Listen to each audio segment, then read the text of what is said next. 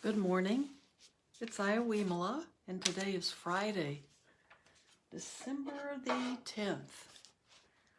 So we went from, our weather seems to be changing constantly. So today it's sunny. It's cold, but it's sunny. Sky is a little overcast. So who knows what the forecast is? It's better to just surrender, I think, to the changing climate. So we're going to continue reading today from Wisdom is Bliss by Robert Thurman. 4 friendly fun facts that can change your life. And so the book is a description. And remember, Robert Thurman is a scholar, a Buddhist, a teacher, and he is in the practices in the Tibetan tradition. So it's different reading this than the way most of our Theravadan books are written. So I think it's very good because it uses different images, different examples, and different kinds of teachings. But the 4 Noble Truths in the Eightfold Path is universal to Buddhism. These are the things that came directly out of the Buddha's enlightenment experience. They are the essence of the teachings. So we've been reading the first chapter on the realistic worldview, which is right understanding in the way we typically talk about it in the Theravadan teachings. And right meaning appropriate, harmonious, maybe the highest in terms of ethical practices, and realistic is the way Robert Thurman suggests we talk about it, because instead of right or wrong, which is the dualistic way of looking at it, a realistic view of the world is actually what the Buddha was telling us we needed to get that ego, personality, get our own perceptions and everything about us that's part of that self, to try to get as much of that out of the way to see things clearly, not to see it just through the eyes that in the brain that we have that's developed based on different causes and conditions, but to see it really clearly the way it really is, and that understanding of the world can really help us. So what I'll do today is read a bit, and then if you have questions, those questions we can stop and I can maybe explain a little more or add something to it. And if you have a question, just type it down. So I put my marker in.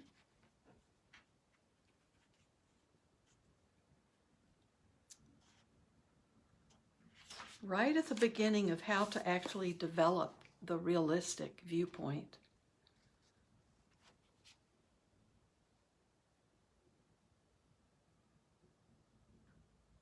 And I may have read some of this, but let me go back and start with this section, how to actually develop the realistic viewpoint, the realistic worldview.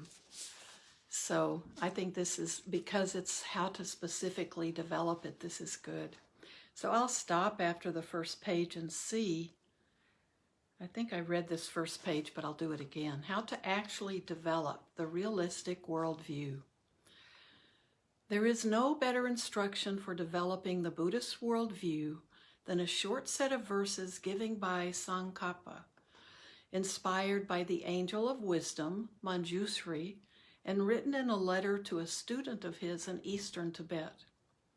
Though you may experience transcendence and feel the spirit of enlightenment, without the wisdom realizing freedom, you cannot cut the root of cyclic life. So that's from his teacher, one of the Tibetan teachers, inspired by Manjusri.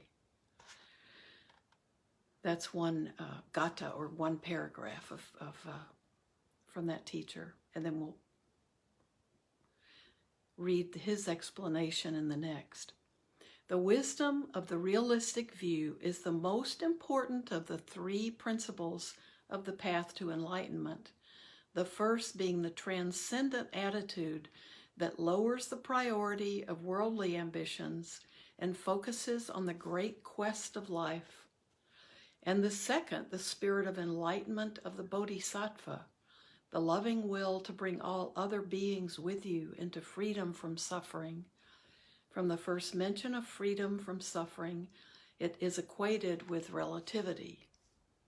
Who sees the sure causality of things, of both cyclic life and liberation, and ends all objectivity, convictions, thus finds the path that pleases Buddhas. So I don't want to take too many liberties explaining this, because this, the way the Tibetans would look at it is a little bit different from me too. But when we first that focused on the great quest of life, I think of that as that's what the Eightfold Path can do for us, just as regular human being just trying to make this lifetime be the best it can be.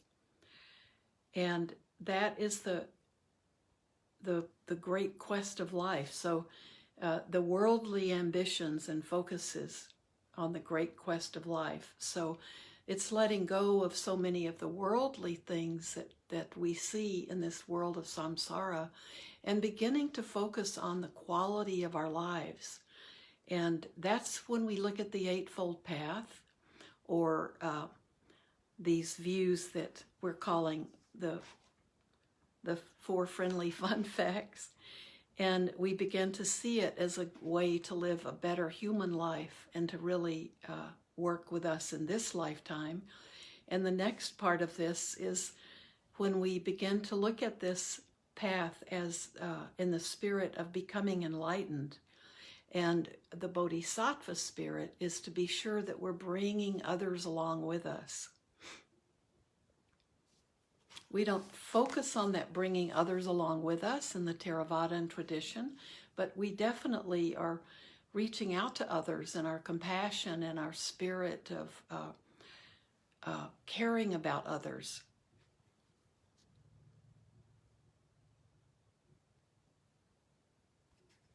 Now, here then we go into the next. The first step of realism is the acceptance of causation, and this is the acceptance of there are causes and conditions for everything that we experience, and that just goes back endlessly. The first step of realism is the acceptance of causation, which implies not continuing to project intrinsic reality, a thing in itselfness, into relative things we perceive. Visions inevitably relative and emptiness free from all assertions. As long as these are understood apart, the Buddha's intention is not yet known. Here he cautions against dualism, which leads to thinking of the ultimate emptiness and nibbana as a place apart from the relative world of apparent things. So nibbana is not a place we go to. Nibbana is a state we arrive at when we begin to perceive and deeply inhabit a realistic worldview and work with it. So so I'll read that sentence again before I read the little verse. Here he cautions against dualism, which leads to thinking of the ultimate emptiness and nirvana as a place apart from the relative world of apparent things. But when they coincide, not alternating, just seeing inexorable relativity, secures your knowing free of objectivity habits, and investigation of the realistic view is complete. So these things are all relative. They all exist in the same universe. So when you see things, even in a misperceiving way, when they seem like absolutes, things in themselves, the mere fact of seeing them proves their relativity and frees you from being stuck with them as absolutely and objectively separate from you and your experience. More as seeing clears out absolutism and emptying clears out nihilism, you will see freedom dawn as cause and effect and will not be robbed by extremist views. So the Buddha saw that the extreme views or nihilism, that we just live and then we die and there's nothing. And the other extreme is a world of, there are heavens to go to, and extremely thinking that life goes on forever that way through heaven. And those two extremes, the Buddha said, he found the middle path, and that middle path is where we need to be and work from. So I'll read that again. More as seeing clears out absolutism and emptying clears out nihilism, you will see freedom dawn as cause and effect and will not be robbed by extremist views. And cause and effect is what we call dependent origination. So if something happens, that's because of other things, other conditions and causes have come together, and something ripens and happens. So that's the way the universe operates.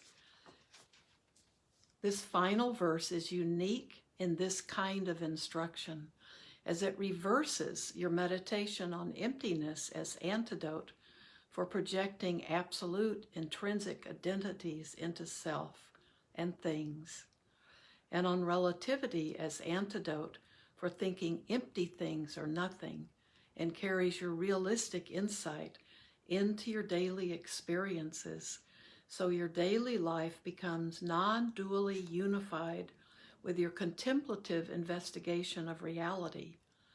Seeing things becomes antidote to absolutism, and knowing becomes antidote to nihilism. It's what I call the Chinese finger trap version of living meditation. It turns ordinary experience into an automatic cultivation of liberating wisdom. Pulling away holds you tighter. And here I think he's talking about that meditation doesn't become this completely other experience.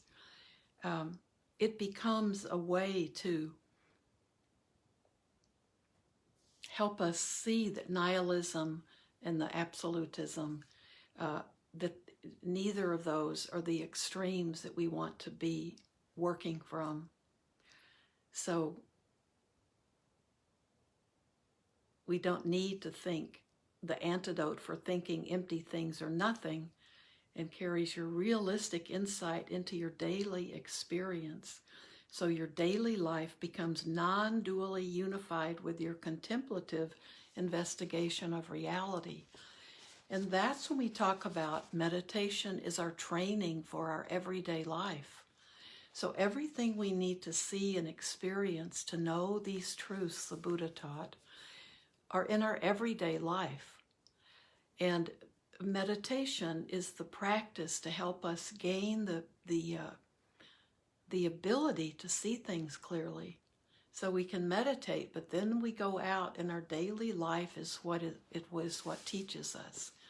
Then we see, because our minds are calm and we're beginning to see through the illusion of having this self that's full of ideas and full of things that are basically just our ego and our personality.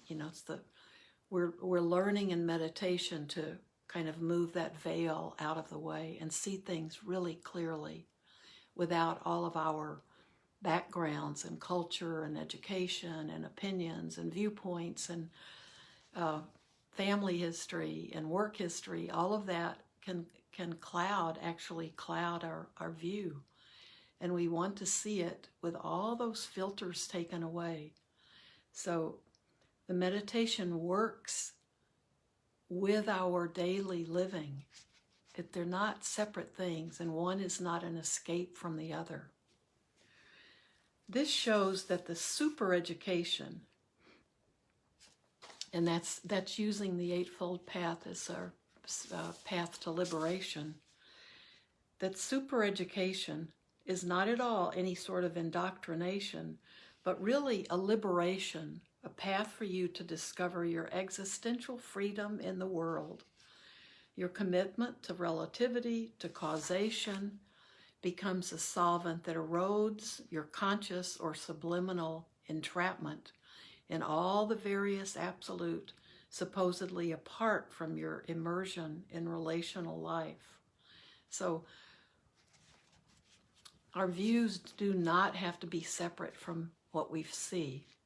Our views can be completely, there's not a difference between, say, a spiritual or the path to liberation and what we see and experience in our daily lives.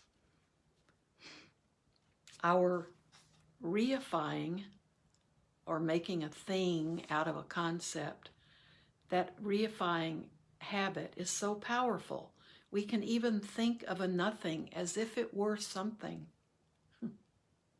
On the other hand, this is subtle but important. Getting the absoluteness of relativity does not mean resigning oneself to the samsaric relativity of endless suffering. So I think he's right. This is subtle but very important.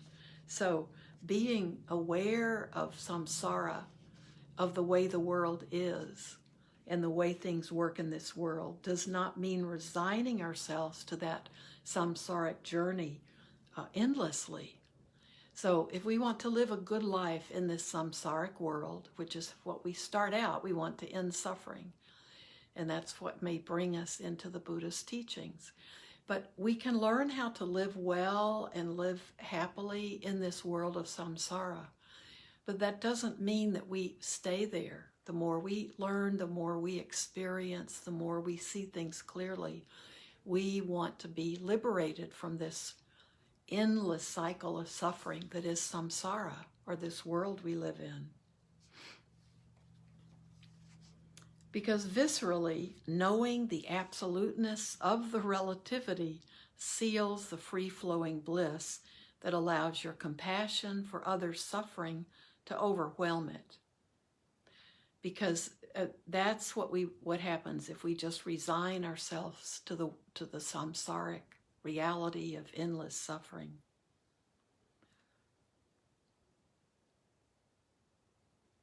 Thus, the realistic worldview puts us on a path of gradual erosion of the fetters that are based in our distorted inner sense that what we really are is some kind of fixated, isolated, absolute self, problematically and temporarily enclosed in a relative and vulnerable body, dealing with potentially dangerous other relative beings and things, all of which are potentially troublesome for our intrinsically separate self. So this is when we talk about no self in Buddhism, the self that we're getting away from is what he's describing here. That this is a beautiful description. If we have the world view, and that's a view of separate self, like I am me and everything else is totally separate, and I have to be aware of that and only find a safe place. So the realistic worldview puts us on a path of gradual erosion of the fetters. Those are the things that bind us. And the fetters become our defilements. They're the chains that we're in, that are based in our distorted inner sense that what we really are, this is is the distorted sense of ourselves. That we are some sort of fixated, isolated, absolute self problematically and temporarily enclosed in a potentially dangerous, temporarily enclosed in a relative and vulnerable body, dealing with potentially dangerous other relative beings and things, all of which are potentially troublesome for our intrinsically separate self. Okay, that's the viewpoint of having a self. Doesn't sound very wonderful. Once we keep our focus on our immersion in causal processes, and those are the conditions and the causes that from the past that create things right now. So once we keep our focus on our immersion in causal processes and examine all possible absolutes outside of relativity, we discover their emptiness of any separate existence. Our own sense of isolated existence dissolves, and we realize the absoluteness of our participation in relativity, which we can call the non-duality of absolute and relative. This is the discovery of the relative as the absolute.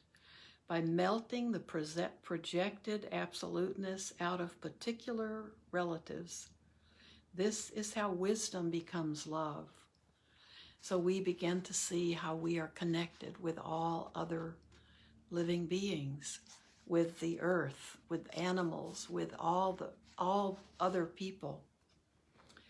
My favorite expression for this is Nagarjuna's famous Sunyata Karuna Garbham. And in English, that means emptiness as the womb of compassion. Or you could call it freedom, the womb of love. As the Dalai Lama says about the benefit of the realistic view of non-dual freedom/relativity, through this understanding of interconnected reality, you come to realize that if good things happen to others, you will also benefit. If not immediately, then eventually. If they suffer, you eventually suffer. Therefore, you are better able to empathize with people from very different backgrounds. Compassion for them becomes easier. And that's really the whole point of all of this. Anything that happens to us good is good for others, and anything that, and good, he says that. He said, the Dalai Lama, let me read what he says again. This is what that interconnection with others is. This is what it means.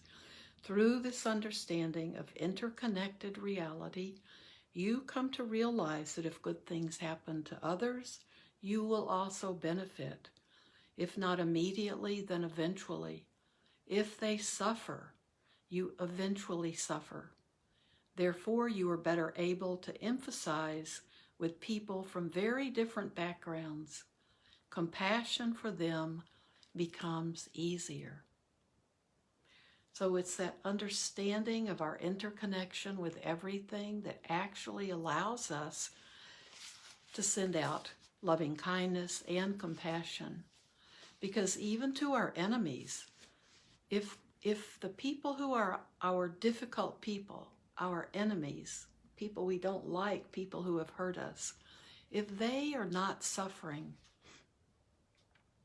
then that's a good thing for us. If they suffer, you eventually suffer. So that's what makes them probably become our enemies. That or the fact that they're just different from us, and so we don't understand them. But very often the people who we think of as enemies or really, really difficult people, they may have suffered a great deal in the past. It could even be that they came into this life with things that they have not been able to work with in this life. Maybe they had difficulties in previous lives that they're still carrying with them.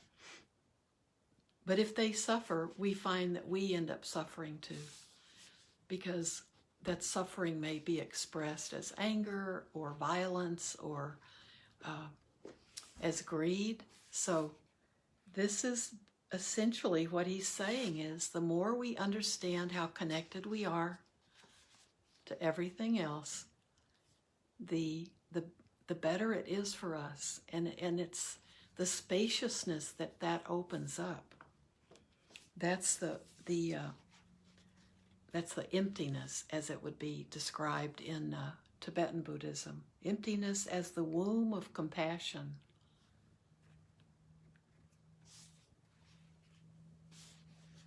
Let's see. Well, we've used our time. If you have a question, if you type it, I will try to get to it. And I started a bit late today, so we can still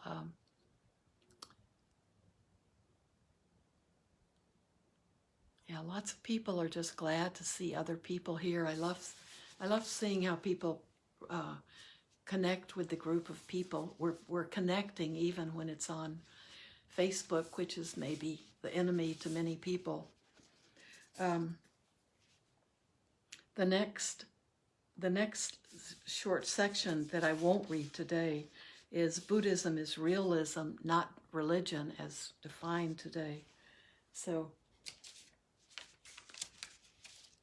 this his writing is beautiful. Let's see what Eva says, because you're always here. Every sentence is full of provocative thoughts. I need to reread and reflect. It would be good to buy this book. And Steve, my ordinary time when I start live is 10, but I was late today. This book is Wisdom is Bliss, and it's by Robert Thurman, and it's by the Hay House publishers. It's Wisdom is Bliss. It was just put out in 2021. It was a gift from my friend Allison Lewis. So I always call her she's my fairy godmother of wonderful books to read. She and a couple of other people keep me up. Wisdom is Bliss, and it's not a big book, but it absolutely is a book that you can read and reread, and it's really good. I think for me, my focus is Theravada Buddhism, that I can read something by someone like Robert Thurman and kind of take it apart and see how similar. And yet sometimes when we read from a different tradition, it can open our eyes to something that might have been a little cloudy for us or not as clear. So for Heather, this is the book, Wisdom is Bliss by Robert Thurman.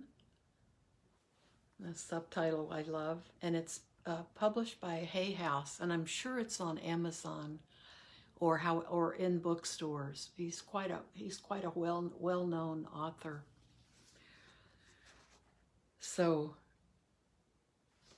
yeah, just these couple of pages we read, he's really talking about why meditation needs not to be what we don't want to think of our meditation as a way to escape from the world and just be, in this delightful place, which is often even people trying to leave their body.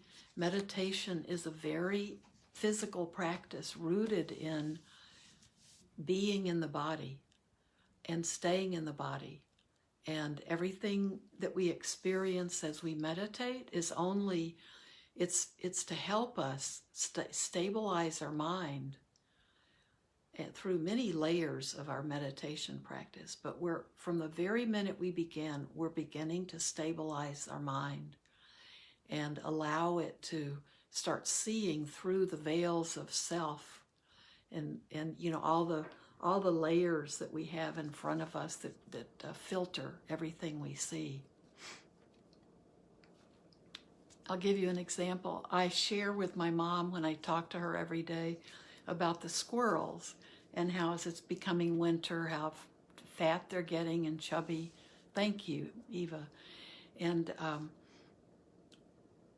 lately, and I talk to her about it all the time and we chat about it. And so lately, what she thinks about when I talk about the squirrels is, now my mom is 97, so she thinks about her dad, and she grew up way in the boonies in East Texas.